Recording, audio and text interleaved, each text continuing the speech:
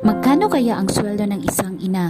Akala kasi ng iba kapag nasa bahay lang, lahat ng gawain magaan. Yan ang lagi kong tinatanong sa sarili ko dahil ang pagiging isang ina ay yaya, driver, cook, minsan hardinero, accountant, nurse, personal assistant, tutor, teacher, tagalinis, tagalaba, tagaplansya, minsan pa events planner kung merong special occasion at general kung kailangan nating maghigpit. 24 oras na pag-aalaga at pagkilos na walang sahod. Sa tingin ng iba, di ba yun nakakapagod? Naiisip din naming mga ina na para kaming pabigat sa bahay, kaya kahit papano ay gumagawa kami ng paraan para kumita. Minsan, merong mga misis na pinapasok ang pagiging online selling.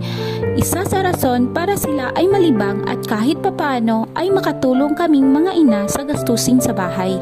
Meron ding mga inang nakakaranas ng depresyon pero akala ng iba kadramahan lang. Ngunit wala kaming hinihinging kapalit kahit minsan meron tayong dinaramdam pero kailangan pa rin nating bumangon para sa ating mga anak. Di kayang umabsent at lahat ay gagawin na maluwag sa ating puso at kalooban. Kaya wala talagang makakapantay sa sakripisyo, serbisyo at arugan ng isang